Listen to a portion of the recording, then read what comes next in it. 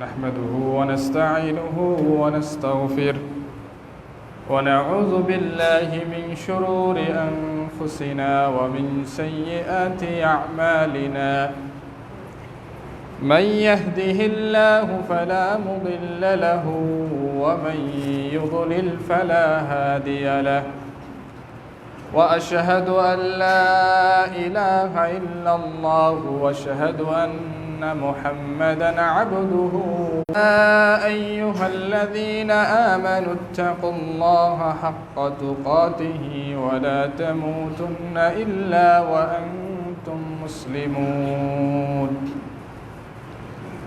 يا أيها الناس اتقوا ربكم الذي خلقكم من نفس واحدة وخلق منها زوجها وبث منهما رجالا كثيرا ونساء واتقوا الله الذي تساءلون به والأرحام إن الله كان عليكم رقيبا يا أيها الذين آمنوا اتقوا الله وقولوا قولا سديدا يصلح لكم أعمالكم ويغفر لكم ذنوبكم ومن يطع الله ورسوله فقد فاز فوزا عظيما أما بعد فإن أصدق الحديث كتاب الله وخير الهدي هدي محمد صلى الله عليه وسلم وشر الأمور محدثاتها وكل محدثة بدعة وكل بدعة ضلالة وكل ضلالة في النار فقد قال الله تعالى في كلامه المجيد وفيه فرقانه الحميد أعوذ بالله من الشيطان الرجيم إن الحسنات يذهبن السيئات ذلك ذكرى للذاكرين الحمد لله যাবতীয় প্রশংসা সেই মহান রব্বুল আলামিনের জন্য যে রব্বুল আলামিন যাবতীয় পরিস্থিতি যাবতীয় সমস্যা সমাধান এবং সব কিছুকে সুন্দরভাবে পরিচালনা করার মতো যে আল্লাহ রব্বুল আলামিন আমাদেরকে এখন পর্যন্ত তৌফিক দান করেছেন সে আল্লাহ রাব্বুল আলামিনের শুকরিয়া আদায় করি আলহামদুলিল্লাহ। সালাত ও সালাম বর্ষিত হোক নবী মুহাম্মদ রাসূলুল্লাহ সাল্লাল্লাহু আলাইহি ওয়াসাল্লামের উপর। অতঃপর আজকে আপনাদের সামনে যে আলোচ্য বিষয় নিয়ে আলোচনা করার ইচ্ছে পোষণ করেছি সেটি হচ্ছে আসবাবু মাগফিরাতিজ যুনুব, পাপ মোচন হওয়ার, গুনাহ মাফ হওয়ার উপকরণসমূহ, উপায়সমূহ নিয়ে আজকে আমরা যে সংক্ষিপ্ত আলোচনা রাখার চেষ্টা করব ইনশাআল্লাহ। ওমা তৌফিক ইল্লা বিল্লাহ। আজকে বর্তমান যে পরিস্থিতিতে আমরা অবস্থান করছি, এই যে প্রচণ্ড গরম, অনাবৃষ্টি, আল্লাহ রাব্বুল আলামিন আমাদের উপর থেকে বৃষ্টিকে উঠিয়ে নিয়েছেন। এই যে আমরা কষ্টের ভিতরে দিন রাত অতিবাহিত করছি, এগুলো হচ্ছে আমাদের কর্মের ফসল, এগুলো হচ্ছে আমাদের কারণেই এই সমস্যাগুলো তৈরি হয়েছে। আজকে আসমান আমাদেরকে বৃষ্টি দিচ্ছে না, আসমান আমাদেরকে বৃষ্টি দিচ্ছে না, আল্লাহ রাব্বুল আলামিন আসমানকে অনুমতি দিচ্ছে না।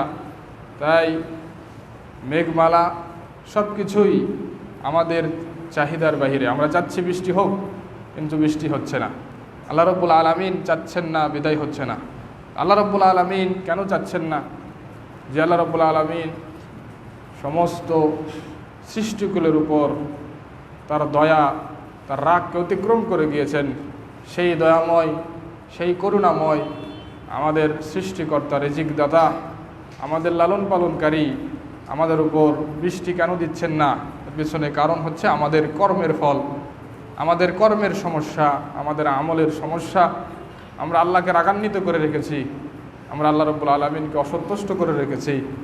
তাই কোন কোন কাজ করলে এই অপরাধগুলোকে আমরা মিটিয়ে নিতে পারবো, এই অপরাধ মিটার মাধ্যমে আল্লাহকে খুশি করে আমাদের এই যে বৃষ্টি প্রয়োজন সেটা আল্লাহ রাব্বুল আলামিনের কাছে আমরা চেয়ে নিতে পারবো।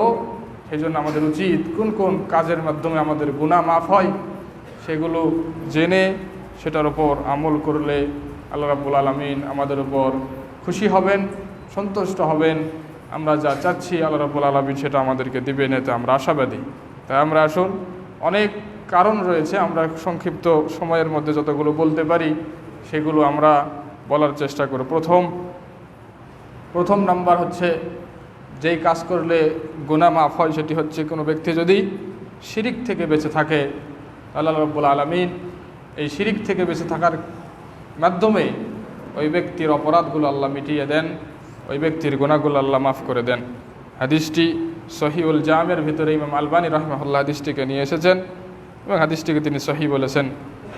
আন আব্দুল্লাহ ইবনে আব্বাস রাদিয়াল্লাহু আনহুমা থেকে বর্ণিত, আন রাসূলিল্লাহি সাল্লাল্লাহু আলাইহি ওয়াসাল্লাম, তিনি আল্লাহ রাসূল সাল্লাল্লাহু আলাইহি ওয়াসাল্লাম থেকে বর্ণনা করছেন, আল্লাহ রাসূল সাল্লাল্লাহু আলাইহি ওয়াসাল্লাম বলছেন, ক্বাল আল্লাহু তাআলা, হাদিসে কুদসি, আল্লাহ রাব্বুল আলামিন নিজেই বলছেন, মান আলিমা আন্নি যু কুদরাতিন আলা মাগফিরাতিয যুনুব, যেই ব্যক্তি এটা জানে যে আমি আল্লাহ মানুষের অপরাধকে ক্ষমা করে দিতে সক্ষম, আমি মানুষের পাপকে ক্ষমা করে দিতে সক্ষমতা আমি রাখি, আমি একমাত্র রাখি, আমি ছাড়া আর কেউ অপরাধ ক্ষমা করতে পারে না, এই জ্ঞান যার ভিতরে আছে, এই বিশ্বাস যার ভিতরে আছে, এই আকীদা যে লালন করে, আল্লাহ রাব্বুল আলামিন বলছেন, গফারতু লাহু ওয়ালা উবালি, আমি ওই ব্যক্তিকে ক্ষমা করে দিব, এতে আমি কোনো পরোয়া করি না, মা লাম ইউশরিক বি শাইআ, কিন্তু যদি ওই ব্যক্তি কোনো শিরিকে লিপ্ত হয় সেটা আমি ক্ষমা করব না।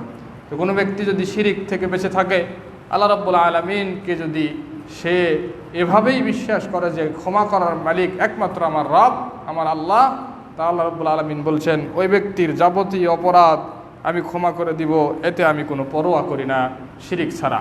তাই অবশ্যই কোনো ব্যক্তি যদি শিরিক থেকে বেঁচে থাকে এবং এই আকীদা এবং এই বিশ্বাস লালন করে ধারণ করে যে আমাকে ক্ষমা করতে পারে, আমার অপরাধকে ক্ষমা করতে পারে একমাত্র আল্লাহ, যে আল্লাহ সুবহানাহু ওয়া তাআলা আরশে আজিমের উপরে সমুন্নত, সেই বিশ্বাস যেই ব্যক্তি লালন পালন করবে সেই ব্যক্তিকে আল্লাহ রাব্বুল আলামিন ক্ষমা করে দিবেন মর্মে তিনি ঘোষণা দিয়েছেন।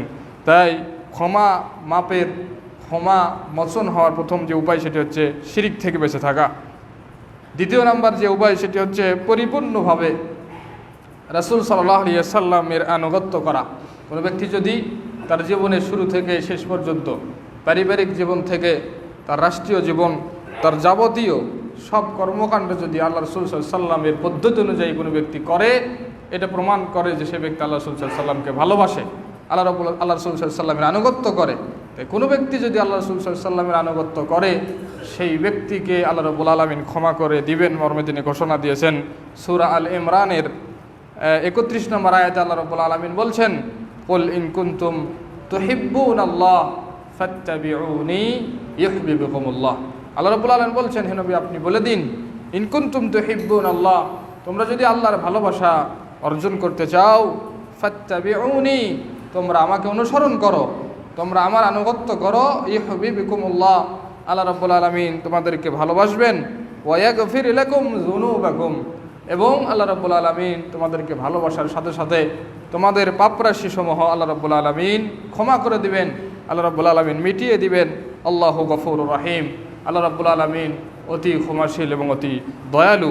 তাই আল্লাহ রাসূল সাল্লাল্লাহু আলাইহি ওয়াসাল্লামের যদি আনুগত্য আমরা করি, এই আনুগত্য করার মাধ্যমে আল্লাহ রাব্বুল আলামিন আমাদেরকে ভালোবাসবেন এবং তিনি আমাদের পাপরাশিসমূহ ক্ষমা করে দিবেন। আল্লাহ রাসূল সাল্লাল্লাহু আলাইহি ওয়াসাল্লামের আনুগত্য মানে এটা ব্যাপক একটা কথা। আপনার ব্যক্তিগত জীবন থেকে আপনার জাগতিক এবং সব বিষয় এর ভিতরে শামিল, আপনার জীবনের শুরু থেকে শেষ পর্যন্ত সব কিছুই হতে হবে আল্লাহ রাসূল সাল্লাল্লাহু আলাইহি ওয়াসাল্লামের নির্দেশ অনুযায়ী। এভাবে যদি আমরা করতে পারি তাহলে সেটাই হচ্ছে আল্লাহ রাসূল সাল্লাল্লাহু আলাইহি ওয়াসাল্লামের অনুসরণ করা। আল্লাহ রাসূল সাল্লাল্লাহু আলাইহি ওয়াসাল্লামের অনুসরণ যদি আমরা সঠিকভাবে করতে পারি তাহলে আমাদের অপরাধসমূহ আল্লাহ রাব্বুল আলামিন মিটিয়ে দিবেন। তৃতীয় নাম্বার যে কাজ, যেই কাজ করলে আল্লাহ রাব্বুল আলামিন আমাদের পাপরাশিসমূহ মিটিয়ে দিবেন সেটি হচ্ছে বিশুদ্ধভাবে আল্লাহ রাব্বুল আলামিনের কাছে তাওবা করা। কোনো ব্যক্তি যদি আল্লাহ রাব্বুল আলামিনের কাছে বিশুদ্ধভাবে তাওবা করে সেই ব্যক্তির অপরাধসমূহ আল্লাহ রাব্বুল আলামিন মিটিয়ে দিবেন মর্মে তিনি ঘোষণা করেছেন। সূরা আত-তাহরীমের ৮ নম্বর আয়াতে আল্লাহ রাব্বুল আলামিন বলছেন, ইয়া আইয়ুহাল্লাযীনা আমানু তুবু ইলাল্লাহি তাওবাতান নাসুহা আসা রাব্বুকুম আই ইউকাফিরু আনকুম সাইয়্যাতিকুম। হে বিশ্বাসীরা, তোমরা আল্লাহ রাব্বুল আলামিনের দিকে ফিরে আসো। তাওবাতান নাসুহা, পরিপূর্ণ সঠিক তওবা করার মাধ্যমে তোমরা আল্লাহ রাব্বুল আলামিনের দিকে ফিরে আসো, আল্লাহ রাব্বুল আলামিনের দিকে তোমরা প্রত্যাবর্তন করো। আসা রাব্বুকুম, হতে পারে তোমাদের রব, আইয়ুকাফিরু আনকুম সাইয়্যাতিকুম, তোমাদের যাবতীয় অপরাধ আল্লাহ রাব্বুল আলামিন মিটিয়ে দিবেন। আল্লাহ রাব্বুল আলামিনের কাছে যদি আমরা ফিরে আসি তাওবাতুন নাসুহার মাধ্যমে, আল্লাহ রাব্বুল আলামিন ঘোষণা করছেন আমাদের অতীতের পাপরাশি আল্লাহ ক্ষমা করে দিবেন, মিটিয়ে দিবেন। তাই তাওবা এটা আমাদের জন্য অত্যন্ত জরুরি। তাওবাতুন নাসুহা, এই নাসুহা তাওবাতুন নাসুহাটা কি, এই মর্মে মুফাসসিরিন কেরামগণ যেই শর্তগুলো আরোপ করেছেন সেটা আমরা জানি যে আল্লাহ রাব্বুল আলামিনের কাছে সঠিক তাওবার জন্য তিনটি শর্ত পূরণ করতে হবে, এবং বান্দার সাথে যদি কোনো আমার দ্বন্দ্ব থাকে তাহলে 4টি শর্ত পূরণ করতে হবে। এই 3টি এবং এই 4টি বান্দার হক এবং আল্লাহর হক, এই 4টি শর্তের মাধ্যমে তাওবাতুন নাসুহা পরিপূর্ণ লাভ করবে। কোনো ব্যক্তি যদি সেই শর্তগুলো পূরণ করে আল্লাহর কাছে তাওবা করে তাহলে অবশ্যই আল্লাহ রাব্বুল আলামিন ওই ব্যক্তির তাওবা কবুল করবেন এবং ওই ব্যক্তির যাবতীয় অপরাধ ক্ষমা করে দিবেন। তাই আমাদের উচিত, এই যে কঠিন পরিস্থিতি যাচ্ছে, এই যে সব কিছু শুকিয়ে যাচ্ছে, অনাবৃষ্টির কারণে ফসল আদি সব কিছু শুকিয়ে যাচ্ছে, ফসল বৃষ্টি না হলে সেই ফসল আমরা পাবো কিনা এর কোনো নিশ্চয়তা নাই। এই যে আল্লাহ রাব্বুল আলামিন আমাদেরকে এইরকম শাস্তি আযাব দিচ্ছেন, এই জন্য সবারই উচিত নিজ নিজ স্থান থেকে তাওবা করা এবং প্রতিজ্ঞা করা যে আর কোনো দিন আল্লাহ তোমার অবাধ্য হব না, পাপের দিকে ফিরে যাব না, যেই পাপ করেছি সেখান থেকে ফিরে আসছি সেদিকে আর কোনো দিন ফিরে যাব না। এভাবে তাওবাতুন নাসুহা করে আল্লাহর কাছে প্রতিজ্ঞাবদ্ধ হওয়া, তাহলে আল্লাহ রাব্বুল আলামিন আমাদের পাপরাশি ক্ষমা করে দিবেন। আল্লাহ রাব্বুল আলামিন আমাদেরকে ভালোবাসবেন। তিনি আমাদেরকে ভালোবাসলে এই পৃথিবীতে তিনি আমাদেরকে অবশ্যই শান্তিতে রাখবেন। এটাই হচ্ছে ভালোবাসার দাবি। তাই অবশ্যই আমাদের উচিত যে আল্লাহ রাব্বুল আলামিনের কাছে তাওবা করা। তাওবা করলে যে ওই ব্যক্তির পাপ থাকে না, সেটা আরেকটি হাদিস থেকে আমরা বুঝতে পারি, যে হাদিসটি সুনান ইবনে মাজার ভিতরে এসেছে। আব্দুল্লাহ ইবনে মাসউদ রাদিয়াল্লাহু আনহু থেকে বর্ণিত, তিনি বলছেন, ক্বালা রাসূলুল্লাহ সাল্লাল্লাহু আলাইহি ওয়াসাল্লাম, রাসূল সাল্লাল্লাহু আলাইহি ওয়াসাল্লাম বলেছেন, আত-তাইবু মিনায-যামবি কামান লা যামবা লাহু, পাপ থেকে তওবাকারী ব্যক্তি ওই ব্যক্তির নাই যেই ব্যক্তির কোনো জীবনে পাপই নাই, ওই ব্যক্তির নাই। যে ব্যক্তির জীবনে কোনো পাপ নাই, এই ব্যক্তির অবস্থা যেমন একজন পাপী পাপ করে আল্লাহর কাছে তওবা করলে ওই ব্যক্তির অবস্থা হয় তেমন। তাই পাপ করার পর তওবা করলে ওই ব্যক্তির জীবনে আর কোনো পাপ থাকে না। তাই আমাদের উচিত হবে, আমরা তো পাপ করছি এটা আমরা স্বীকার করি, আমরা পাপ করছি প্রতিনিয়ত এটা আমরা স্বীকার করি। তাই আমাদের উচিত হবে আল্লাহর কাছে তওবা করা এবং তওবা করে আল্লাহর দিকে ফিরে আসা। নচেত এই পরিস্থিতি পরিবর্তন হওয়া কঠিন। আমাদের যে বর্তমান পরিস্থিতি, এই পরিস্থিতি পরিবর্তন হওয়া কঠিন এবং জটিল ব্যাপার।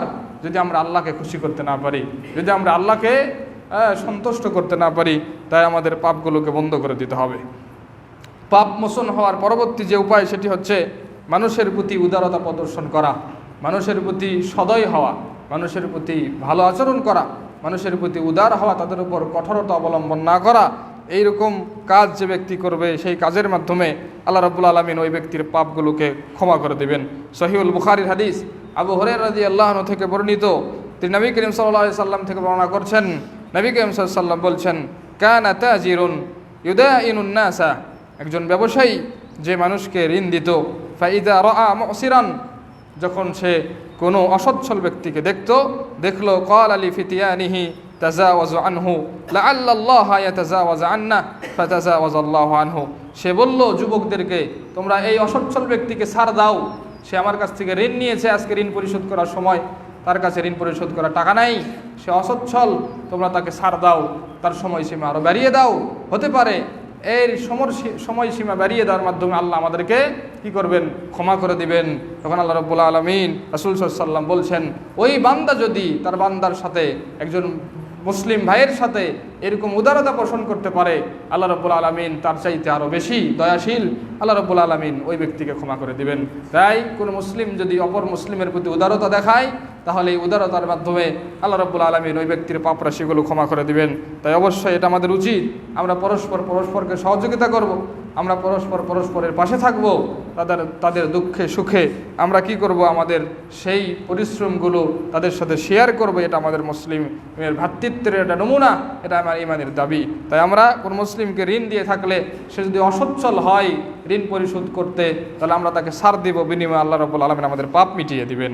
আরেকটি হাদিস, যেই হাদিসটি সহিহ মুসলিমে এসেছে, আল্লাহ রাব্বুল আলামিন বলছেন, আল্লাহ রাসূল সাল্লাল্লাহু আলাইহি সাল্লামের মাধ্যমে জানিয়ে দিচ্ছেন, রাসূল সাল্লাল্লাহু আলাইহি সাল্লাম বলছেন, হুসিবা রাজুলুম মিম্মান কানা ক্বাবলাকুম, তোমাদের মধ্যে, তোমাদের পূর্ব জাতিদের মধ্যে থেকে একজন ব্যক্তি ছিল, যেই ব্যক্তির হিসাব আল্লাহ রাব্বুল আলামিন যখন কিয়ামতের দিন নেবেন, ফালাম ইউজাদ লাহু মিনাল খায়রি শাইউন, তার আমল নামায় কোনো নেকি পাবেন না, তার আমল নামায় কোনো নেকি থাকবে না, ইল্লা আন্নাহু কানা ইউখালিতুন নাসা ওয়া কানা মুসিরান ফাকানা ইয়ামুরু গিলমানা, একটি মাত্র নেকি তার আমল নামায় থাকবে, সেটি কি, সেই মানুষদের সাথে লেনদেন করত। এই লেনদেন করার সময় সে একজন সচ্ছল ব্যক্তি ছিল, এই সচ্ছলতার কারণে সে তার গোলামদেরকে আদেশ করত, আইয়াতাজাওয়াজু আনিল মুসির, তারা যেন অসচ্ছল ব্যক্তিদেরকে ছাড় দেয়, অবকাশ দেয়, তাদেরকে একটু সময় দেয়, যাতে করে তারা তাদের অবস্থার ভিত্তিতে তাদের ঋণগুলো, তাদের দাবিগুলো পূরণ করতে পারে। কাল রাসূল সাল্লাল্লাহু আলাইহি ওয়াসাল্লাম বলছেন, কাল আল্লাহু আযজা ওয়া জাল্লা, আল্লাহ রাব্বুল আলামিন তখন বলছেন এই ব্যক্তির ব্যাপারে যে, নাহনু আহাক্কু বিযালিকা মিনহু তাজাওয়াজু আনহু, তুমি যদি আমার বান্দা হয়ে আরেক তোমার দিনী মুসলিম ভাইকে এরকম ছাড় দিতে পারো, সুযোগ দিতে পারো, আমি আল্লাহ তোমার চাইতে বেশি হক রাখি তোমাদেরকে ছাড় দিতে, তাই আজকে তোমাকে ক্ষমা করে দিলাম এবং তোমাকে আমি জান্নাতে প্রবেশ করালাম। এই হাদিস সহিহ মুসলিমের। আল্লাহ রাসূল সাল্লাল্লাহু আলাইহি ওয়াসাল্লাম বলছেন, ওই ব্যক্তির আমল নামায় কোনো নেকি ছিল না, নেকি মাত্র একটাই, এটাই নেকি মাত্র একটাই, এই নেকিটাই, যেই নেকি দিয়ে সে কি করতো, অসচ্ছল ব্যক্তিকে ছাড় দিত, অবকাশ দিত। এই অসচ্ছল ব্যক্তিকে অবকাশ দেওয়ার মাধ্যমে সে কিয়ামতের দিন আল্লাহ রাব্বুল আলামিনের সামনে হিসাব দিতে গিয়ে তার আমল নামায় শুধু একটি মাত্র নেকি পাওয়া গেল, সেই নেকির মাধ্যমে আল্লাহ রাব্বুল আলামিন তাকে ক্ষমা করে দিয়ে তাকে জান্নাতে প্রবেশ করিয়ে দিলেন। তাই অবশ্যই এটা আমাদের জন্য অত্যন্ত পাওয়ার বিষয়। তাই আমাদের জীবনের ক্ষমা যদি আমরা নিতে চাই, আমাদের পাপের ক্ষমা যদি আমরা নিতে চাই, তাহলে অবশ্যই আমাদের পরস্পর মুসলিম ভাইদের ভিতরে ভ্রাতৃত্ববোধ থাকতে হবে এবং পরস্পরকে সহযোগিতা করতে হবে, এই মন মানসিকতা আমাদেরকে থাকতে হবে। পরবর্তী যেই কাজ করলে আল্লাহ রাব্বুল আলামিন আমাদের অপরাধগুলোকে মিটিয়ে দেন, সেটি হচ্ছে মন্দ কাজের পরে ভালো কাজ করা। কোনো ব্যক্তি যদি জেনে শুনে কোনো অপরাধ করছে, জানে যে এটা অপরাধ, শয়তানের প্ররোচনায় সে অপরাধ করে ফেলে, জানে যে এটা অপরাধ, এটা ভুল কাজ, এটা অপরাধের কাজ, এটা আল্লাহ নিষেধ করেছেন, এটা আল্লাহ হারাম করেছেন, এটা আল্লাহ করতে আমাদেরকে অনুমতি দেয়নি, তারপরও মানুষ করে যায়, মানুষ করে ফেলে শয়তানের প্ররোচনায় পড়ে, কিন্তু করার পরই বুঝতে পেরে যদি আরেকটি ভালো কাজ করে, তাহলে আল্লাহ রাব্বুল আলামিন ওই খারাপ কাজ ভালো কাজের বিনিময়ে আল্লাহ মিটিয়ে দিবেন, তার আমলনামায় আর কোনো অপরাধ রাখবেন না। আল্লাহ রাব্বুল আলামিন পবিত্র কোরআনের সূরা হুদের 114 নম্বর আয়াতে আল্লাহ রাব্বুল আলামিন বলছেন, ইন্নাল হাসানাতি ইউযহিবনাস সাইয়্যাত, নিশ্চয় সৎ কাজ অসৎ কাজকে মিটিয়ে দেয়। কোনো ব্যক্তি যদি ভালো কাজ করে, এই ভালো কাজ করার মাধ্যমে ওই ব্যক্তির খারাপ কাজগুলো এই ভালো কাজ মুছিয়ে দেয়, মিটিয়ে দেয়, তার আমলনামা থেকে দূর করে দেয়। যালিকা যিকরা লিযাকিরিন, এই উপদেশ গ্রহণকারীদের জন্য এটা একটা বড় উপদেশ। তাই যারা উপদেশ গ্রহণ করে তারা যেন এই উপদেশটা গ্রহণ করে নেয় যে খারাপ কাজ করার পরপরই ভালো কাজ করলে এই ভালো কাজ ওই খারাপ কাজকে মিটিয়ে দেয়। আল্লাহ রাসূল সাল্লাল্লাহু আলাইহি ওয়াসাল্লাম সূরা তিরমিজির হাদিসে এসেছে, রাসূল সাল্লাল্লাহু আলাইহি ওয়াসাল্লাম বলছেন, আন আবি যারর রাদিয়াল্লাহু আনহু قال لي رسول الله صلى الله عليه وسلم, আবু যার রাদিয়াল্লাহু আনহু তিনি বলছেন, রাসূল সাল্লাল্লাহু আলাইহি ওয়াসাল্লাম আমাকে বললেন, ইত্তাকিল্লাহ হাইসুমা কুনতা, তুমি যেখানে যাও, যে অবস্থায় থাকো না কেন, সর্বদাই তুমি আল্লাহকে ভয় করবে। ওয়া আতবিইস সাইয়্যাতাল হাসানাতা তামহুহা, যখনই তোমার মাধ্যমে কোনো খারাপ কাজ সংঘটিত হবে, খারাপ কাজ হওয়ার সঙ্গে সঙ্গেই তার পরপরই একটা ভালো কাজ তুমি করে নেবে, এই ভালো কাজ সেই খারাপ কাজকে মিটিয়ে দিবে। ওয়াখালিকিন নাসা বিখুলুকিন হাসান, এবং যখন কোনো মানুষের সাথে আচরণ করবে, কথাবার্তা বলবে, উত্তম আচরণের মাধ্যমে তাদের সাথে কথাবার্তা বলবে। এই তিনটি উপদেশ আল্লাহ রাসূল সাল্লাল্লাহু আলাইহি ওয়াসাল্লাম আবু যার রাদিয়াল্লাহু আনহুকে দিয়েছিলেন। তার মধ্যে একটি হচ্ছে খারাপ কাজ করার পরপরই ভালো কাজ করা, যেই ভালো কাজ খারাপ কাজকে মিটিয়ে দিবে। তাই আমাদের মাধ্যমে অনেক খারাপ কাজ হয়ে যায়। আমরা মানুষকে গালি দেই, আমরা মানুষকে কর্কশ ভাষায় গালি দেই, তাদের সাথে খারাপ ব্যবহার করি, এবং আমরা রাস্তাঘাটে গরিব মিসকিনদের সাথে খারাপ ব্যবহার করি, দুর্ব্যবহার করি, আরও অনেক বড় বড় অপরাধ, ব্যক্তিগত অপরাধে আমরা লিপ্ত থাকি। আমাদের উচিত সেই অপরাধ করার পরপরই ভুল বুঝতে পেরে ভালো একটা কাজ করা। হতে পারে অজু করে 2 রাকাত সালাত আদায় করলেন, হতে পারে পকেটে 10 টাকা ছিল, 50 টাকা ছিল, 100 টাকা ছিল, কোনো ফকির মিসকিনকে দান করলেন, কোনো মসজিদ মাদ্রাসায় দান করলেন, কোনো ইয়াতীমকে দান করলেন, এভাবে দান করে দিলেন। হতে পারে একজন পথচারীকে সাহায্য করলেন, হতে পারে একজন অন্ধ ব্যক্তিকে পথ দেখিয়ে দিলেন, হতে পারে একজন পথ ভোলা ব্যক্তিকে পথ দেখিয়ে দিলেন, হতে পারে যে আপনার সাথে কথা বলতে এসেছে তার সাথে হাসি মুখে কথা বললেন, হতে পারে আপনার ছেলে সন্তানদের মুখে আপনি খাবার উঠিয়ে দিলেন, হতে পারে স্ত্রীর সাথে ভালোভাবে কথা বললেন, হাসি মুখে কথা বললেন, হতে পারে সন্তানদের পিছনে দিনের খাতে তাদের জন্য ব্যয় করলেন। সব কিছুই ভালো কাজ।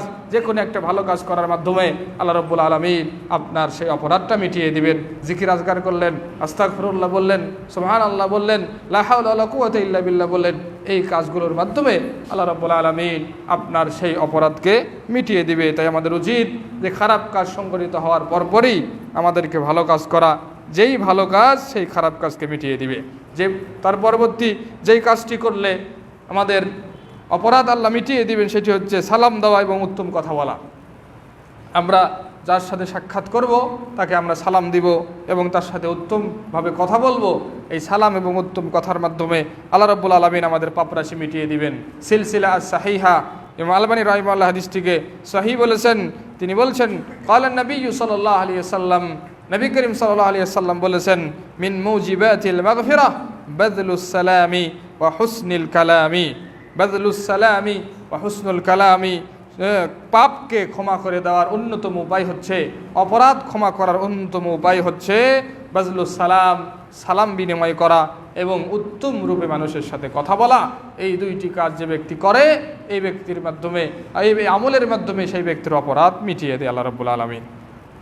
তাই আমাদের উচিত হবে যে আমরা অবশ্যই সাক্ষাৎ হলে সালাম বিনিময় করব এবং তার সাথে হাসি মুখে কথা বলবো। এটার মাধ্যমে আমাদের অজানা পাপগুলো আল্লাহ মিটিয়ে দিবেন, জানা পাপগুলো আল্লাহ মিটিয়ে দিবেন, ছোট সাগেরা গুনাহগুলো আল্লাহ রাব্বুল আলামিন মিটিয়ে দিবেন। তার পরবর্তী যেই কাজ করলে আল্লাহ রাব্বুল আলামিন আমাদের অপরাধগুলো ক্ষমা করে দিবেন সেটি হচ্ছে মুসলিমদের সাথে মুসাফা করা। যখন আমরা সালাম করব, সালাম বিনিময়ের সময় যদি আমরা তাদের সাথে মুসাফা করি, এই মুসাফা করার সময় আল্লাহ রাব্বুল আলামিন আমাদের অপরাধগুলো মিটিয়ে দিবেন। হাদিসটি সুনানুত তিরমিজিতে এসেছে। ইমাম আলবানী রাহিমাহুল্লাহ হাদিসটিকে সহিহ বলেছেন। আনিল বারা ইবনে আজিব রাদিয়াল্লাহু আনহু থেকে বর্ণিত, তিনি বলেন, রাসূল সাল্লাল্লাহু আলাইহি ওয়াসাল্লাম বলেছেন, মা মিন মুসলিমাইনি ইয়ালতাকিয়ানে ফায়াতাসাফাহানে ইল্লা গুফিরা লাহুমা ক্বাবলা আন ইফতারিকা। যখন কোনো দুইজন মুসলিম ব্যক্তি পরস্পরে সাক্ষাৎ ঘটে, দুইজন সাক্ষাৎ করার পর সালাম বিনিময় করার সাথে যখন তারা পরস্পরে হাতে মুসাফাহা করবে, তখন গুফিরা লাহুমা, আল্লাহ রাব্বুল আলামিন ওই দুইজনকে ক্ষমা করে দিবেন, ক্বাবলা আন ইফতারিকা, তাদের দুইজনের বিচ্ছিন্ন হওয়ার পূর্ব পর্যন্ত। অর্থাৎ এই যে দুইজন আমরা মুসাফা করলাম, এই মুসাফা যতক্ষণ করব ততক্ষণ আল্লাহ রাব্বুল আলামিন আমাদের পাপরাশি ক্ষমা করে দিবেন, আমাদের বিচ্ছিন্ন হওয়ার আগ পর্যন্ত। তাই আমাদের উচিত সালাম দেওয়ার পর সম্ভব হলে মুসাফা করার মাধ্যমে আল্লাহ রাব্বুল আলামিন আমাদের পাপরাশিগুলো মিটিয়ে দেয়। আর মুসাফা করার পদ্ধতি হচ্ছে এক হাতে, আপনার এক হাত এবং আপনার অপর মুসলিম ভাইয়ের এক হাতে 2 হাত মিলিত হবে। মিলিত হওয়ার মাধ্যমে এটাকে আমরা মুসাফাহা বলে থাকি। এবং আরেকটি সমস্যা যেটা তৈরি হয় যে মুসাফা করার সময় আমরা একটা দোয়া মুখস্থ করে রেখেছি, সেই দোয়াটা আমরা বলি। রাসূল সাল্লাল্লাহু আলাইহি সাল্লাম থেকে এমন কোনো দোয়া প্রমাণিত নাই যেটা মুসাফা করার সময় বলতে হবে। তাই আমরা শুধু মুসাফা করব, হাতের সাথে হাত, এক হাতের সাথে আরেক হাত মিলাবো এবং আল্লাহ রাব্বুল আলামিন এটার মাধ্যমে আমাদের পাপরাশি ক্ষমা করে দিবেন। এটাই রাসূল সাল্লাল্লাহু আলাইহি সাল্লামের আদর্শ। এই আদর্শকে আমাদেরকে ধারণ করতে হবে এবং সেটাকেই অনুসরণ করতে হবে। পরবর্তী যেই কাজের মাধ্যমে আল্লাহ রাব্বুল আলামিন আমাদের পাপরাশিগুলো মিটিয়ে দিবেন সেটি হচ্ছে জীবজন্তুর প্রতি দয়া করা এবং তাদের সাথে ভালো আচরণ করা। আমরা যদি পশু পাখি, এই যে গরু ছাগল আশেপাশে যেগুলো থাকে, এগুলোর প্রতি যদি আমরা দয়া করি, তাদের সাথে যদি কোমল আচরণ করি, এর মাধ্যমে আল্লাহ রাব্বুল আলামিন আমাদের পাপরাশি ক্ষমা করে দিবেন। প্রসিদ্ধ হাদিস সহিহুল বুখারীর আমরা সবাই জানি, আবু হুরায়রা রাদিয়াল্লাহু আনহু থেকে বর্ণিত, তিনি রাসূল সাল্লাল্লাহু আলাইহি সাল্লাম থেকে বর্ণনা করেন, আল্লাহ রাসূল সাল্লাল্লাহু আলাইহি সাল্লাম বলেছেন, গুফিরা লিইমরাআতিন মুসিমাতিন মাররাত বিকালবিন আলা রাসি রাকিয়িন ইয়ালহাসু। একজন পতিতালয়ের মহিলা যে খারাপ কাজে লিপ্ত থাকতো, সেই মহিলা যখন পথ চলছিল, সেই মহিলাকে আল্লাহ রাব্বুল আলামিন ক্ষমা করে দিয়েছেন। কি কারণে ক্ষমা করেছেন? কি কাজ করার কারণে ক্ষমা করেছেন? যে ওই মহিলা পথ চলছিল, পথ চলতে দেখলো যে একটা কুকুর রাস্তার পাশে সে এমনভাবে হাঁপাচ্ছে যে পানি না পেলে সে মারা যাবে। তৃষ্ণার্ত অবস্থায় সে কাতরাচ্ছে, সে যদি পানি না পায় সে মারা যাবে। তখন ওই মহিলা ওই কুকুরকে একটা ব্যবস্থা করে পানি পান করিয়েছিল। দীর্ঘ হাদিস, লম্বা হাদিস, যে পায়ের মোজা ছিল, সেই মোজাটা খুলে সেখান থেকে পানি ভরিয়ে সেই কুকুরকে পানি পান করালো। এই যে সে একটা জন্তুর প্রতি দয়া করলো। যদিও ওই মহিলাটি অনেক বড় পাপী, যদিও মহিলাটি কাবিরা গুনাহকারী, যদি মহিলাটি বড় অপরাধী, জেনাকারিনী, পতিতালয়ের একজন মহিলা যে খারাপ কাজে লিপ্ত থাকে, কিন্তু এই জন্তুর উপর, এই পশুর উপর, এই কুকুরের উপর দয়া করলো। এই যে ওই কুকুরকে সাহায্য করলো পানি পান করে, আল্লাহ রাব্বুল আলামিন এই মাধ্যমে ওই মহিলাকে ক্ষমা করে দিলেন এবং ওই মহিলাকে আল্লাহ রাব্বুল আলামিন ক্ষমা করে দিয়ে বিনিময়ে জান্নাতে দিলেন। তাই অবশ্যই আমাদের উচিত যে জীবজন্তুর উপর কি করা, টর্চার না করে, তাদের সাথে খারাপ ব্যবহার না করে, তাদের সাথে ভালো আচরণ করা। তারা বোঝে না, তাদের যদি কমন সেন্স থাকতো, আমাদের যেমন আল্লাহ রাব্বুল আলামিন কমন সেন্স দিয়েছেন, সত্য এবং মিথ্যার পার্থক্য করার জ্ঞান দিয়েছেন, পশু পাখিদেরকে আল্লাহ রাব্বুল আলামিন সেটা দেয়নি। এই জন্যই তারা পশু পাখি, এই জন্যই তারা জীবজন্তু। তাই আমরা যদি তাদের সাথে খারাপ আচরণ করি, এটা আমাদের জন্য অনুচিত। তাই আরেকজনের ছাগল আপনার বাড়িতে এসেছে, আপনার বাড়ির একটা গাছের পাতা খেয়েছে, আপনার বাড়ির একটা গাছের ফল খেয়েছে, বিধায় আপনি তাকে এমনভাবে মারলেন, তার পাটাকে ভেঙে দিলেন। এটা একজন কোনো মুসলিমের নমুনা হলো না, এটা কোনো মুসলিমের আদর্শ হলো না। একটা পশু আপনার বাড়িতে এসেছে, একটা ক্ষতি করেছে, তাকে আপনি হত্যা করার জন্য চেষ্টা করলেন, তাকে এমনভাবে আঘাত করলেন যে তার পা ঝুলিয়ে আছে, আর একটু আঘাত করলে তার পা পুরোটা কেটে যাবে। এরকম দৃশ্য দেখা যায়। এরকম অমানবিক অত্যাচার করা এটা কারোর জন্য সাজে না। তাই অবশ্যই আমরা যদি জীবজন্তুর উপর দয়া করি, এই দয়া করার মাধ্যমে আল্লাহ রাব্বুল আলামিন আমাদের পাপ রাশিগুলো মিটিয়ে দিবেন, আল্লাহ রাব্বুল আলামিন আমাদেরকে ক্ষমা করে দিবেন। পরবর্তী যেই কাজ করলে আল্লাহ রাব্বুল আলামিন আমাদেরকে ক্ষমা করে দিবেন, সেটি হচ্ছে কাবিরা গুনাহ থেকে বিরত থাকা। যদি কোনো ব্যক্তি বড় বড় অপরাধ থেকে বিরত থাকে, বড় বড় অপরাধ মানে শিরিক, আল-ইশরাকু বিল্লাহ, সব থেকে বড় অপরাধ হচ্ছে আল্লাহর সাথে শিরিক করা। তারপর হচ্ছে বড় অপরাধ পিতামাতার অবাধ্য হওয়া।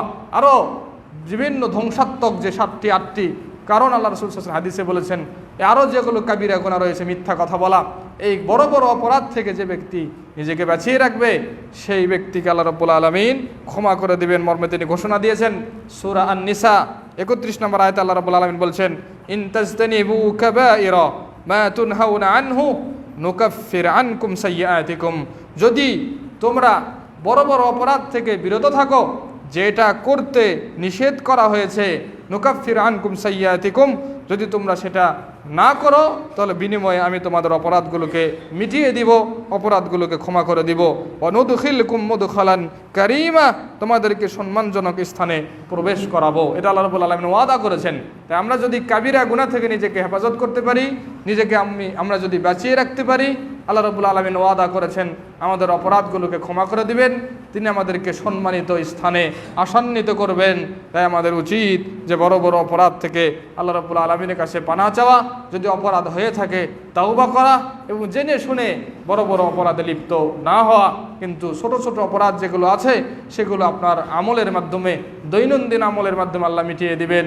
সকাল সন্ধ্যার জিকিরের মাধ্যমে এবং বিভিন্ন জিকির আজগারের মাধ্যমে এবং ওযু করার মাধ্যমে, ভালো কথা বলার মাধ্যমে, দান সাদকা করার মাধ্যমে সগীরা গুনাহগুলো আল্লাহ রাব্বুল আলামিন মিটিয়ে দিবেন।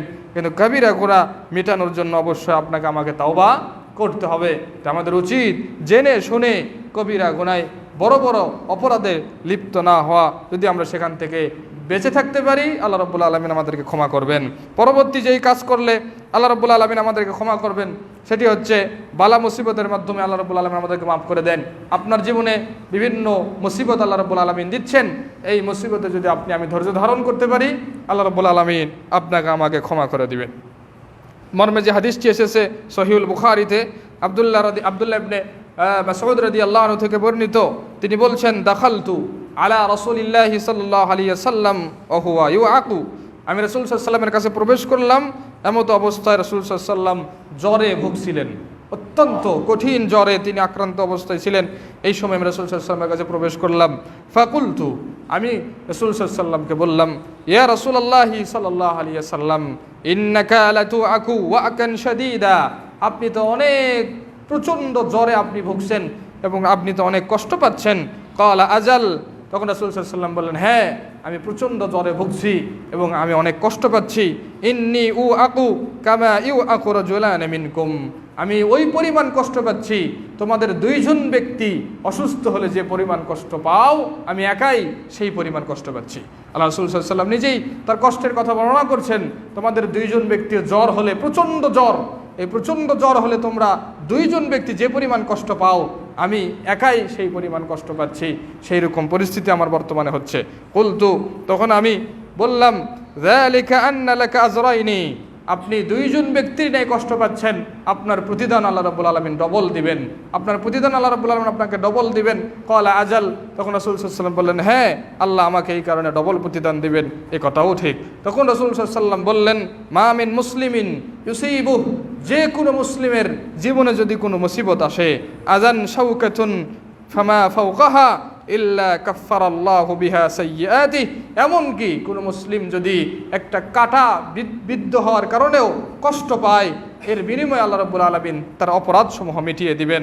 কামা তাহুত্তু শাজারাতু ওয়ারাকাহা, যেমনভাবে একটা শুকনা গাছ থেকে শুকনা গাছে বাড়ি দিলে সেই শুকনা গাছের পাতা যেমন ঝরে ঝরে পড়ে যায়, একজন মুসলিম ব্যক্তি মুসিবতে পড়লে আল্লাহ রাব্বুল আলামিন তার জীবন থেকে সেভাবেই গুনাহকে ঝরিয়ে দেয়, মিটিয়ে দেয়, সেই গুনাহকে মাফ করে দেয়, সেই গুনাহকে মুছিয়ে দেয়। তাই আমাদের জীবনে মুসিবত হওয়া এটা একটা কল্যাণের জিনিস, কিন্তু সেই মুসিবতে ধৈর্য ধারণ করাটাই হচ্ছে সব থেকে বড় ব্যাপার।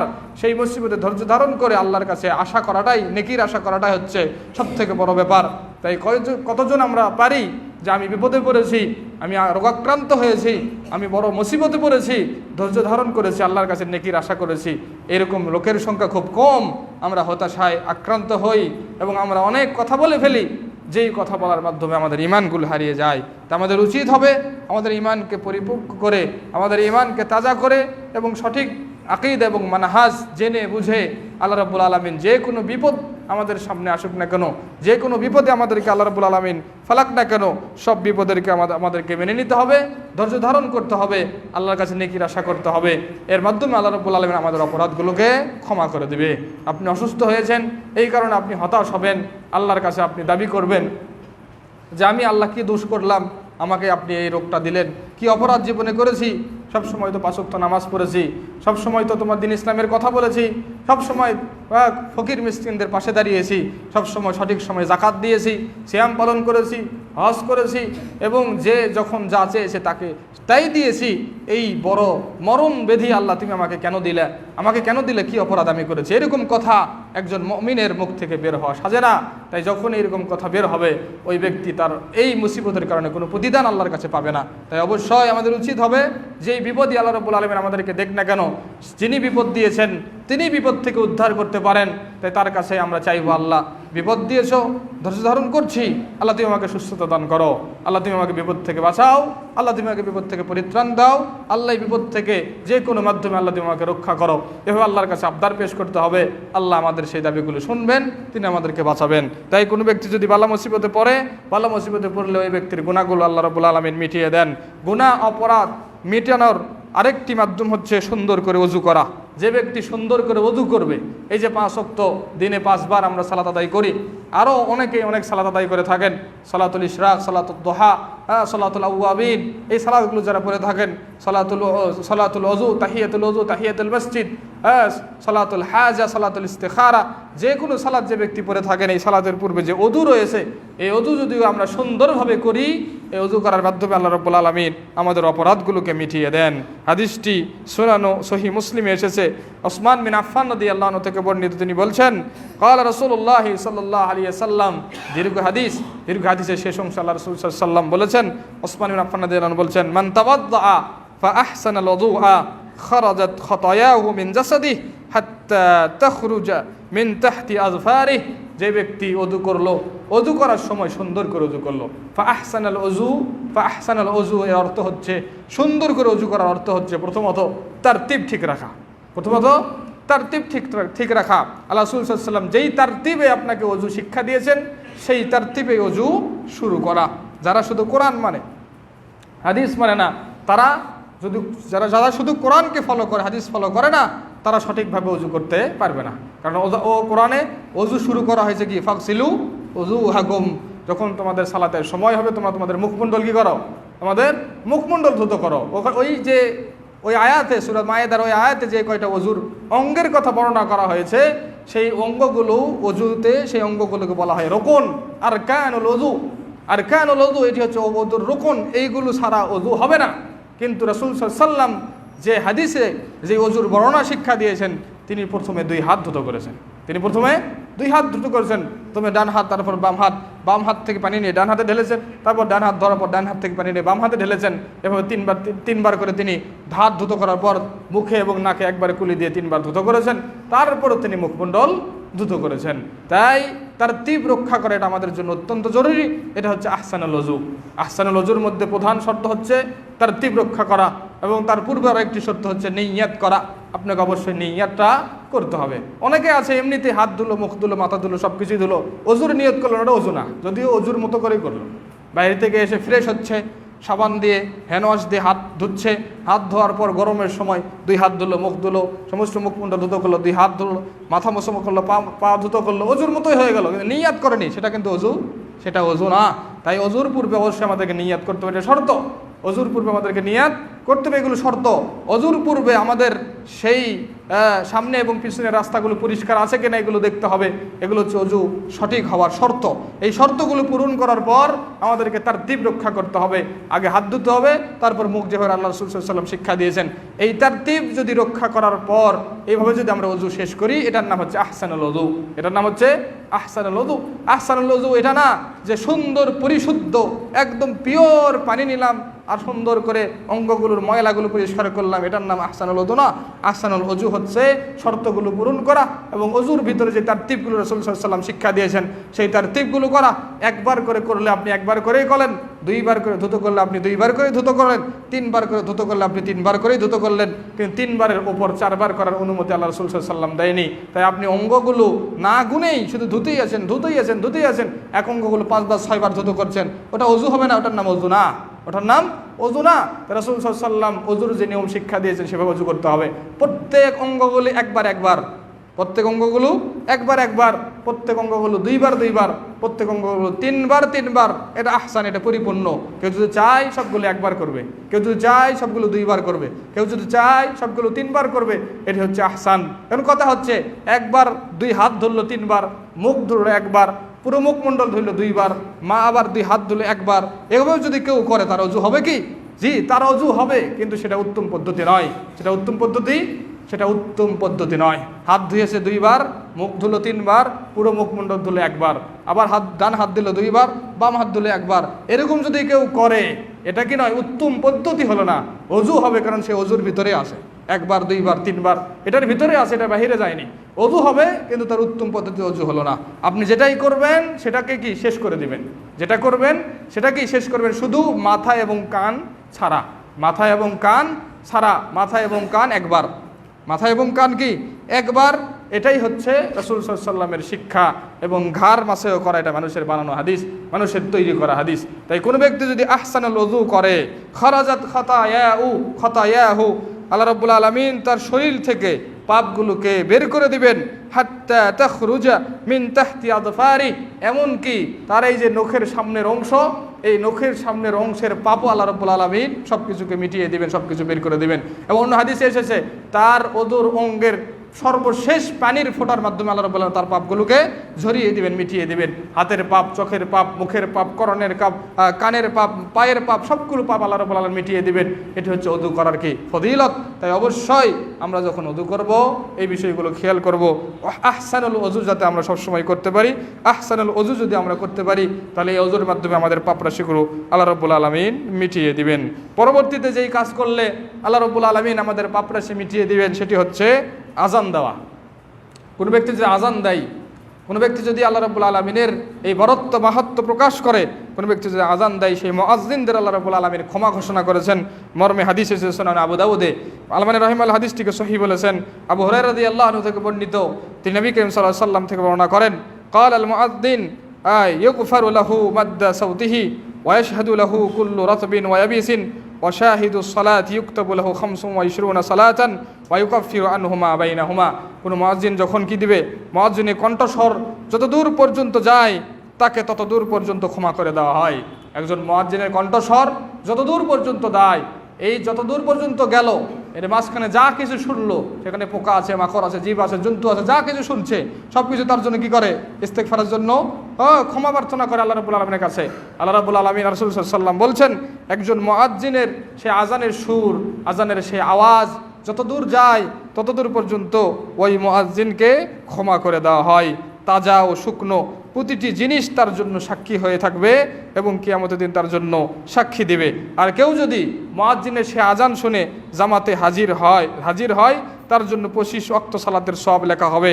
এক সালাত থেকে আরেক সালাতের মধ্যবর্তী সময়ের এই সময়টুকু যে অপরাধ করবে সে অপরাধটুকু আল্লাহ রাব্বুল আলামিন তার ক্ষমা করে দিবেন, মিটিয়ে দিবেন। তাই আপনি আজান দিলেন, আপনার আজানে একজন মুসল্লি মসজিদে এসে কী করলো, সালাত আদায় করলো। সেই মুসল্লি মসজিদে এসে সালাত আদায় করে কত নেকি পেল? 25 গুণ বেশি নেকি পেল বা 27 গুণ বেশি নেকি পেল। সেই পার্সেন্টেজ আপনিও পেলেন। সেই পার্সেন্টেজ কি আপনিও পেলেন।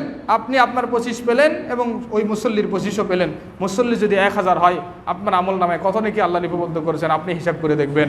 এবং এক আজান থেকে আরেক আজানের মধ্যবর্তী সময়ে এই সময়টুকু যা করবেন আল্লাহ রাব্বুল আলামিন সেই অপরাধগুলো মিটিয়ে দিবেন। এটি হচ্ছে মুয়াজ্জিনের ফজিলত, এটি হচ্ছে মুয়াজ্জিনের মর্যাদা।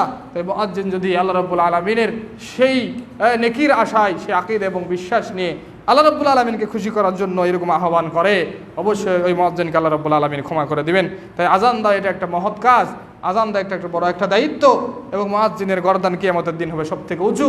কিন্তু অবশ্যই ওই মুয়াজ্জিনকে একমাত্র আল্লাহ রাব্বুল আলামিনকে সন্তুষ্ট করার জন্য এই কাজটি করতে হবে, তবেই আল্লাহ রাব্বুল আলামিন এই প্রতিদান তাকে দিবেন। আরেক পরবর্তী যেই কাজ করলে আল্লাহ রাব্বুল আলামিন আমাদের পাপ রাশি মিটিয়ে দিবেন সেটি হচ্ছে 5 ওয়াক্ত সালাত নিয়মিত আদায় করা। যে ব্যক্তি 5 ওয়াক্ত সালাত নিয়মিত আদায় করে সেই ব্যক্তির পাপ রাশি আল্লাহ রাব্বুল আলামিন মিটিয়ে দেন। প্রসিদ্ধ হাদিস আপনারা সকলেই জানেন। আল্লাহ রাসূল সাল্লাল্লাহু আলাইহি ওয়াসাল্লাম বলেছিলেন উদাহরণ দিয়ে, তোমাদের বাড়ির সামনে কোনো যে একটা চৌবাচ্চা থাকে, চৌবাচ্চা, পুকুর বা কোনো কূপ, সেই পুকুরে বা চৌবাচ্চাতে যদি তোমরা দিনে 5 বার গোসল করো, তোমাদের শরীরে কোনো ময়লা থাকতে পারে? সাহাবীরা জিজ্ঞেস করেছে, না, আমাদের শরীরে কোনো ময়লা থাকতে পারে না। তাই তোমরা যদি 5 ওয়াক্ত সালাত আদায় করো তোমাদের আমল নামায় আর কোনো নেকি গুনাহ থাকতে পারে না। সেই শরীরে যেমন ময়লা গোসল করার মাধ্যমে যেমন ময়লা শরীর থেকে নেমে নেয়, 5 ওয়াক্ত সালাত আদায় করার মাধ্যমে আল্লাহ রাব্বুল আলামিন তোমাদের আমল নামা থেকে সেইভাবেই গুনাহগুলোকে মিটিয়ে দেয়, মুছে ফেলে। তাই অবশ্যই আমাদের উচিত 5 ওয়াক্ত সালাতকে সঠিকভাবে হেফাজত করা, আউয়াল ওয়াক্তে আদায় করা, মসজিদে এসে জামাতের সহিত আদায় করার চেষ্টা করা। পরবর্তী যেই কাজটি করলে আল্লাহ রাব্বুল আলামিন আমাদের অপরাধগুলো মিটিয়ে দিবেন সেটি হচ্ছে জোরে আমিন বলা। কোনো ব্যক্তি যদি জোরে আমিন বলে এবং সেই আমিন যদি ফেরেশতাদের আমিনের সাথে মিলে যায়, আল্লাহ রাব্বুল আলামিন আমাদের অতীতের পাপরাশিগুলো মিটিয়ে দিবেন। হাদিসটা প্রসিদ্ধ, আপনারা সবাই জানেন, ইযা আম্মানাল ইমামু ফাআমিনু, যখন ইমাম আমিন বলবে তোমরা তখন আমিন বলো। ফাইন্নাহু মান ওয়াফাকা তামিনুহু তামিনাল মালায়েকা, যদি ইমাম মুক্তাদি এই দুই শ্রেণীর ব্যক্তিদের আমিন যদি ফেরেশতাদের আমিনের সাথে মিলে যায়, মুআফাকাত হয়ে যায়, গুফিরা লাহু মা তাকাদ্দামা মিন জামবি, তাহলে অতীতের সমস্ত অপরাধ আল্লাহ রাব্বুল আলামিন তোমাদের ক্ষমা করে দিবেন। তাই শুধুমাত্র আমিন বলা, আমিন বললাম, এই আমিনের কয়েকটা সূরত আছে, আমিন নাকি কি এটা অনেক সূরত আছে। এই আমিন যে আমরা বললাম একটি আমল, কি কোনো কষ্ট হয়? কোনো কষ্ট আছে? কষ্ট নাই। একটু শুধু আওয়াজ দিয়ে আমরা বললাম আমিন। এই আমিন যদি আমাদের ফেরেশতাদের আমিনের সাথে মিলে যায়, ছোট্ট একটা ইবাদত, এই ছোট্ট একটা আমলের মাধ্যমে আমাদের সব অপরাধ আল্লাহ ক্ষমা করে দেবে। তাহলে কত বড় মহৎ একটা কাজ এই জোরে আমিন বলা। কিন্তু এই জোরে আমিন বলা নিয়ে আমাদের মুসলিমদের ভিতরে কি আছে, অনেক অ্যালার্জি আছে। তাদের কি মনটা খারাপ হয়ে যায়, তাদের শরীরটা রেগে যায়, তারা কি ক্ষুব্ধ হয়ে যায়, এটা উচিত না। তাই আমরা আল্লাহ রাব্বুল আলামিনের কাছে সবসময় চাই কি কাজ করলে আল্লাহ আমাদেরকে ক্ষমা করে দিবে, এই জন্য আমরা সবসময় ইবাদত করে যাচ্ছি। তা আমিন বলে যদি আল্লাহ আমাদেরকে ক্ষমা করে দেয়, সে আমিন বলাতে রাগের কিসের, সে আমিন বলাতে ক্ষুব্ধ হওয়ার কিসের, সে আমিন বলাতে আরেকজনের উপর খেপার তো কোনো প্রশ্নই ওঠে না। তা আমাদের উচিত হবে আল্লাহ রাসূল সাল্লাল্লাহু আলাইহি ওয়াসাল্লাম যেভাবে আমাদেরকে ইবাদত করতে বলেছেন আমরা সেভাবেই করব। যেটা সমাজের চালু আছে, যেটা সমাজে রেওয়াজ হয়ে চলেছে সেটাই আমাকে করতে হবে, বিষয়টা এমনটা নয়। আল্লাহ রাসূল সাল্লাল্লাহু আলাইহি ওয়াসাল্লাম যেটা করেছেন এটাই আমাকে করতে হবে, এটাই আমাদের ইমানের দাবি। তাই জোরে আমিন বললে আল্লাহ রাব্বুল আলামিন আমাদের গুনাহগুলোকে মিটিয়ে দেন। পরবর্তীতে যেই কাজ করলে আল্লাহ রাব্বুল আলামিন আমাদের গুনাহগুলো মিটিয়ে দেন সেটি হচ্ছে জুমার সালাতে উপস্থিত হয়ে মনোযোগ সহকারে খুতবা শ্রবণ করলে। কেউ যদি জুমার সালাতে উপস্থিত হয় এবং মনোযোগ সহকারে খুতবা শ্রবণ করে, ওই ব্যক্তির আমল নামা আল্লাহ রাব্বুল আলামিন কোনো পাপ রাখেন না, সব পাপ কী করে দেন, মিটিয়ে দেন এবং আল্লাহ রাব্বুল আলামিন তাকে ক্ষমা করে দিবেন এই জুমা থেকে ওই জুমা মর্মে তিনি ঘোষণা দিয়েছেন রাসূল সাল্লাল্লাহু আলাইহি ওয়াসাল্লামের মাধ্যমে। হাদিসগুলো আমরা জানি, প্রসিদ্ধ হাদিস। পরবর্তী যে কাজগুলো করলে আল্লাহ রাব্বুল আলামিন আমাদেরকে ক্ষমা করে দিবেন সেটি হচ্ছে কিয়ামুল লাইল বা তাহাজ্জুদের সালাত আদায় করলে। তাহাজ্জুদের সালাত যদি কোনো ব্যক্তি আদায় করে, সেই তাহাজ্জুদের সালাত আদায় করার মাধ্যমে আল্লাহ রাব্বুল আলামিন আমাদের পাপ রাশিগুলো ক্ষমা করে দিবেন, আল্লাহ রাব্বুল আলামিন আমাদেরকে মাফ করে দিবেন। তার পরবর্তী যে কাজ করলে আল্লাহ রাব্বুল আলামিন আমাদেরকে ক্ষমা করে দিবেন, আমাদের পাপগুলো মিটিয়ে দিবেন, সেগুলো হচ্ছে হজ ও উমরা আদায় করা। প্রত্যেকটা পয়েন্টের পিছনে দলিল রয়েছে, সেগুলো আমরা বলছি না, আমাদের সময় সংক্ষিপ্ত। হজ ও উমরা আদায় করলে আল্লাহ রাব্বুল আলামিন আমাদের পাপ রাশিগুলো মিটিয়ে দেন। প্রসিদ্ধ হাদিস আমরা জানি, এক উমরা থেকে আরেক উমরা, এই মধ্যবর্তী সময়ে সব অপরাধ আল্লাহ কী করে দেন, এক উমরা থেকে আরেক উমরা করলে এটা কী করে দেন, আল্লাহ রাব্বুল আলামিন মিটিয়ে দেন। আর কবুল হজের প্রতিদান তো জান্নাত। সাদগা করা, দান সাদগা করলে আল্লাহ রাব্বুল আলামিন আমাদের গুনাহকে মিটিয়ে দেন। আল্লাহ জিকির করলে আল্লাহ রাব্বুল আলামিন আমাদের গুনাহগুলোকে মিটিয়ে দেন। বেশি বেশি ইস্তেগফার করলে আল্লাহ রাব্বুল আলামিন ইস্তেগফারের মাধ্যমে আল্লাহ রাব্বুল আলামিন আমাদের গুনাহগুলোকে মিটিয়ে দেন। তা আমাদের উচিত যে এই কঠিন পরিস্থিতিতে আমাদের অপরাধগুলো আল্লাহ রাব্বুল আলামিনের কাছে স্বীকার করা, এই অপরাধগুলোকে স্বীকার করে আল্লাহ রাব্বুল আলামিনের কাছে পানা চাওয়া, আল্লাহ রাব্বুল আলামিনের কাছে ইস্তেগফার করা। হে আল্লাহ, যে আমরা অপরাধ করেছি, আমরা আপনার কাছে ক্ষমা চাচ্ছি, এই অনুকূল পরিস্থিতি থেকে আল্লাহ তুমি আমাদেরকে রেহাই দাও, মুক্তি দান করো। এই যে অনাবৃষ্টির ভিতরে আমরা আছি, এই যে বৃষ্টি বাদল সব কিছুই বন্ধ হয়ে গেছে, সব কিছুই আমাদের পরিবেশের বাহিরে চলে যাচ্ছে, আল্লাহ তুমি আমাদের জন্য আমাদের পরিবেশকে অনুকূল করে দাও। এভাবে সবাই নিজ নিজ জায়গা থেকে আপনাদেরকে দোয়া করতে হবে, নিজের অপরাধগুলো আল্লাহর কাছে পেশ করতে হবে। নিজের অপরাধগুলো পেশ করে আল্লাহ রাব্বুল আলামিনের কাছে উপস্থাপন করে নিজেকে অবশ্যই আল্লাহ রাব্বুল আলামিনের প্রিয় বান্দা হিসাবে নির্বাচন করতে হবে। এটা সবারই দায়িত্ব, এটা সবারই দায়িত্ব, এটা নৈতিক দায়িত্ব, এটা ইমানি দায়িত্ব। তাই আসুন আমরা সবাই আল্লাহর কাছে তওবা করি, আমরা সবাই আল্লাহ রাব্বুল আলামিনের কাছে ইস্তেগফার করি। ইস্তেগফারের মাধ্যমে আল্লাহ রাব্বুল আলামিন আমাদের উপর বৃষ্টি বর্ষণ করবেন। পবিত্র কোরআনে তিনি বলে দিয়েছেন, ফাকুল তুস্তাগফিরু রাব্বাকুম ইন্নাহু কানা গাফফারা ওয়া ইরসিলিস সামা আলাইকুম মিদরারা। তোমরা আল্লাহর কাছে বেশি বেশি ইস্তেগফার করো। ইস্তেগফার করলে আল্লাহ তোমাদের আসমান থেকে বৃষ্টি বর্ষণ করবেন, আসমান থেকে তোমাদের উপর বৃষ্টি বর্ষণ করবেন। তা আমাদের অবশ্যই অপরাধ বেশি হয়ে গেছে, আমাদের অপরাধের শেষ নাই। আমাদের ঈমানগত অপরাধ, আমাদের আকীদাগত অপরাধ, মানহাজগত অপরাধ, আমলগত অপরাধ, সব অপরাধে আমরা অপরাধী। আল্লাহ রাব্বুল আলামিনের আসমা ও সিফাত নিয়ে আমরা অপরাধ করছি, আল্লাহ রাব্বুল আলামিনের রুবুবিয়াতে আমরা অপরাধ করছি, আল্লাহ রাব্বুল আলামিনের উলুহিয়াতে আমরা অপরাধ করছি। সব অপরাধে আমরা যেন অপরাধী হয়ে গেছি। আজ আমরা চতুর্দিক থেকে নির্যাতিত, নিষ্পেষিত। অমুসলিমরা আমাদের উপর টর্চার করছে, আজকে মুসলিমরা আমাদের উপর নির্যাতন করছে। আজকে আসমান থেকে আমাদের রহমত বন্ধ হয়ে গেছে, আজকে জমিন থেকে আমাদের রহমত বন্ধ হয়ে যাচ্ছে, আজকে রিজিকগুলো আমাদের সব কিছু সংকীর্ণ হয়ে যাচ্ছে। সব কিছু যেন আজকে আল্লাহ রাসূল সাল্লাল্লাহু আলাইহি ওয়াসাল্লামের সেই 1650 বছর পূর্বে বলে যাওয়া সেই হাদিসগুলোর বাস্তবায়ন হচ্ছে। আজকে যখন আমরা আল্লাহ রাব্বুল আলামিনকে ভুলেই গিয়েছি, আল্লাহ রাসূল সাল্লাল্লাহু আলাইহি ওয়াসাল্লামের আদর্শ থেকে যখন আমরা পিছিয়ে যাচ্ছি, তখন আজকে আমাদের এই পরিস্থিতিগুলো হচ্ছে। তাই আসুন ফিরে আসতে হবে। সব কিছু জেনে বুঝে যদি আমরা এই পাপের উপরে অটল থাকি, তাহলে আমাদেরকে বাঁচানোর ক্ষমতা আর কারো নাই, আমাদেরকে বাঁচানোর ক্ষমতা আর কারো নাই। এই যে দায়িত্বশীলরা আপনাকে 2 ঘন্টা এসির বাতাস দিয়ে আপনাকে ঠান্ডা করবে, এটা মনে করিয়েন না। রাস্তায় আপনাকে একদিনের জন্য ঠান্ডা পানির ব্যবস্থা করে আপনাকে শান্তি দিবে, এটা মনে করিয়েন না। পুরো দেশে একদিন পানির ব্যবস্থা করে আপনাকে সেই প্রশান্তি দিতে পারবে, এটা মনে করিয়েন না। ক্ষমতা একমাত্র আল্লাহ রাব্বুল আলামিনের হাতে। যে আল্লাহ রাব্বুল আলামিন 10 মিনিটের বৃষ্টি দিয়ে পুরো দেশবাসীকে প্রশান্তি ফিরিয়ে দিতে পারে, যে আল্লাহ রাব্বুল আলামিন 1 মিনিটের বৃষ্টি দিয়ে পুরো দেশবাসীকে আবার শান্তির ভিতরে আল্লাহ রাব্বুল আলামিন প্রবেশ করাতে পারে, এই ক্ষমতা কেবলমাত্র এক আল্লাহই রয়েছে। যেই ক্ষমতা যার, তার কাছে সেটা আপনি চান, অন্যের কাছে চাইেন না, আল্লাহ রাব্বুল আলামিন আরও রাগান্বিত হবেন। তাই আসুন আল্লাহ রাব্বুল আলামিন দিকে আমরা ফিরে আসি, আল্লাহ রাব্বুল আলামিনের কাছে আমরা বৃষ্টি প্রার্থনার জন্য দোয়া করি, আল্লাহ রাব্বুল আলামিনের কাছে আল্লাহ রাব্বুল আলামিনের কাছে আমরা ইস্তেগফার করি। রাসূল সাল্লাল্লাহু আলাইহি ওয়াসাল্লাম মসজিদে খুতবা দিচ্ছিলেন, খুতবা দেওয়া অবস্থায় একজন লোক মসজিদে প্রবেশ করে বললেন, ইয়া রাসূলুল্লাহ হালাকতু, আমরা ধ্বংস হয়ে গেলাম, আমাদের সব কিছু যেন এমনভাবে শুকিয়ে যাচ্ছে, এমনভাবে শুকিয়ে যাচ্ছে যেমন ইতিপূর্বে কোনোদিন বৃষ্টিই হয়নি, আমাদের অবস্থা আমাদের অনুকূলে নাই। আল্লাহ রসুল আপনি আমাদের জন্য একটু দোয়া করেন। আল্লাহ রসুল সাল্লাল্লাহু আলাইহি ওয়াসাল্লাম খুতবারত অবস্থায় তিনি দোয়া করলেন এবং সেদিন থেকেই বৃষ্টি শুরু হতে লাগলো। আল্লাহ সাহাবী রাদিয়াল্লাহু আনহুম বলছেন, এমন বৃষ্টি হলো মদিনার অলিতে গলিতে, এমনভাবে বৃষ্টি হলো যেন সব কিছু বন্যায় প্লাবিত হয়ে যাচ্ছে, বাড়িঘর যেন সব কিছু বন্যায় ভেসে যাচ্ছে। পরের সপ্তাহে আল্লাহ রসুল সাল্লাল্লাহু আলাইহি ওয়াসাল্লামকে আবার বলা হলো, আপনি বৃষ্টি বন্ধের জন্য দোয়া করেন। আল্লাহ রাসূল সাল্লাল্লাহু আলাইহি ওয়াসাল্লাম বৃষ্টি বন্ধের জন্য দোয়া করলেন, বৃষ্টি থেমে গেল, পরিবেশ অনুকূলে চলে আসলো। তাই এটা রাসূল সাল্লাল্লাহু আলাইহি ওয়াসাল্লামের জামানায় ঘটেছিল, আমাদের উপরও ঘটছে, কিন্তু আমাদের পাপের কারণে সেটা বেশি ঘটছে। তাই অবশ্যই আমাদের উচিত আল্লাহ রাব্বুল আলামিনের কাছে বেশি বেশি দোয়া করা, আমাদের উচিত আল্লাহ রাব্বুল আলামিনের কাছে তওবা করা। সবাইকে আমরা বলছি, আসুন নিজ নিজ জায়গা থেকে আমরা তওবা করি, আমরা আল্লাহ রাব্বুল আলামিনের কাছে দোয়া করি, আল্লাহ তুমি আমাদের পাপ রাশিগুলোকে ক্ষমা করে দাও, আল্লাহ তুমি আমাদের তওবাগুলোকে কবুল করে নাও। আসুন এই সংক্ষিপ্ত সময় আমরা আল্লাহ রাব্বুল আলামিনের কাছে দোয়া করি বৃষ্টি প্রার্থনার জন্য। আল্লাহ রাব্বুল আলামিন যেন আমাদেরকে বৃষ্টি বর্ষণ করেন, আল্লাহ রাব্বুল আলামিন যেন আমাদের পাপ রাশিগুলোকে মিটিয়ে দেন, আল্লাহ রাব্বুল আলামিন যেন আমাদের পাপ রাশিগুলোকে মিটিয়ে দিয়ে আমাদেরকে আবার তার রহমতে ভাসিয়ে রাখেন। আল্লাহ তোমার কাছে আমরা সর্বদাই রহমত চাই, আল্লাহ তোমার কাছে আমরা সর্বদাই করুণা চাই, আল্লাহ সর্বদাই তোমার আমরা ভালোবাসা চাই, সর্বদাই আমরা তোমার কাছে তোমার সন্তুষ্ট চাই। তাই তোমার সন্তুষ্টের জন্য আমরা ইবাদত করি, তোমার সন্তুষ্টের জন্য আমরা সব কিছু চাই। আল্লাহ তুমি আমাদের উপর বৃষ্টি বর্ষণ করো। আল্লাহুম্মা আগিসনা, আল্লাহুম্মা আগিসনা ইয়া রাব্বুল আলামিন, আল্লাহুম্মা আসকিনা গায়সাম মাগীসাম মারিআম মারিআ নাফিয়ান গায়রা যাররি আজিলান গায়রা আজিল ইয়া রাব্বুল আলামিন। হে আল্লাহ আমাদের অপরাধের জন্য আমরা ক্ষমা চাচ্ছি, হে আল্লাহ আমরা বড় পাপ করেছি, সেই পাপের জন্য আমরা ক্ষমা চাচ্ছি, আমরা সবাই অপরাধী, আমরা তোমার কাদুরায় সবাই আমরা অপরাধী। আল্লাহ তুমি আমাদেরকে ক্ষমা করে দাও, তুমি গফফার, তুমি গফুর, আল্লাহ তুমি রহমান, তুমি রহিম, তুমি ছাড়া ক্ষমা করার ক্ষমতা কারো নাই, তুমি ছাড়া আমাদের পাপ রাশি মিটানোর ক্ষমতা কারো নাই, তুমি একচ্ছত্র ক্ষমতার অধিকারী, তুমি একচ্ছত্র ক্ষমতার মালিক, তুমি আমাদের ইলাহ, তুমি আমাদের রব, তুমি আমাদের খালেক, তুমি আমাদের রাজ্জাক, তুমি আমাদের পরিচালনাকারী, তুমি সমস্ত পৃথিবী পরিচালনাকারী, সমস্ত আসমান এবং জমিনের সব কিছু ক্ষমতা আল্লাহ তোমার হাতে, তুমি চাইলে সব কিছু হয়, তুমি না চাইলে কিছুই হয় না। আল্লাহ আমরা গরিব, আল্লাহ আমরা দুর্বল, আমরা আল্লাহ নির্যাতিত, আল্লাহ আমরা নিষ্পেষিত, আল্লাহ আমরা সব দিক দিয়ে আমরা পদস্খলিত, আল্লাহ আমাদের ইমানগুলো দুর্বল হয়ে গেছে।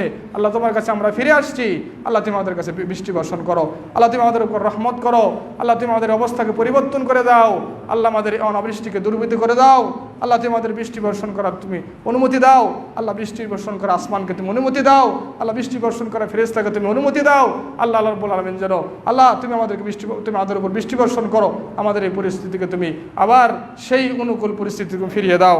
আল্লাহ তোমার কাছে আমরা তওবা করছি, আমাদের তওবা করার ভাষা হয়তো আমাদের কাছে নাই, আমরা আমাদের পাপে আমাদের অন্তরগুলো এমন অবস্থায় চলে গেছে, আল্লাহ তোমার কাছে ফিরে আসতে চাইলেও আমরা ফিরে আসতে পারছি না, শয়তান আমাদের কেমন করে ধরেছে, আল্লাহ শয়তানের কাছ থেকে আমরা সেরে আসতে পারছি না।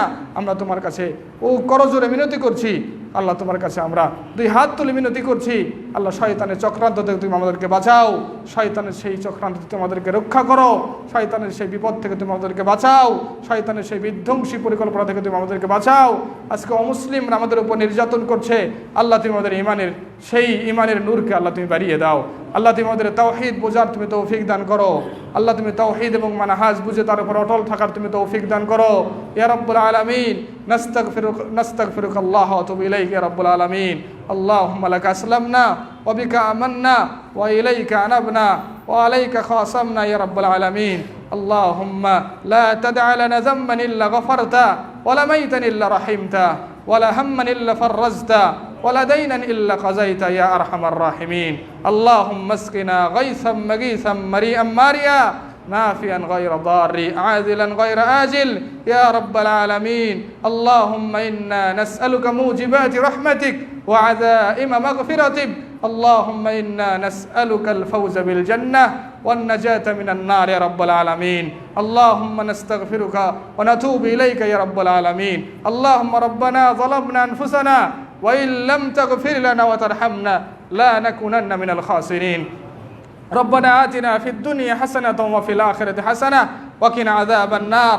ربنا لا تزغ قلوبنا بعد إذ هديتنا وهب لنا من لدنك رحمة إنك أنت الوهاب ربنا لا تؤاخذنا إن نسينا واخطأنا ربنا لا تحمل علينا إصرا كما حملته على الذين من قبلنا ربنا ولا تحملنا ما لا طاقة لنا به واعف عنا واغفر لنا وارحمنا أنت مولانا فانصرنا على القوم الكافرين فانصرنا على القوم الظالمين فانصرنا على القوم الغاصبين فانصرنا على اليهود والمشركين والنصارى يا رب العالمين اللهم ربنا آتنا في الدنيا حسنة وفي الآخرة حسنة وقنا عذاب النار يا رب العالمين اللهم أغثنا اللهم أغثنا يا موجبات الدعاء يا موجبات رحمتك يا رب العالمين يا أرحم الراحمين يا أسود الأسودين برحمتك يا أرحم الراحمين وما علينا إلا البلاغ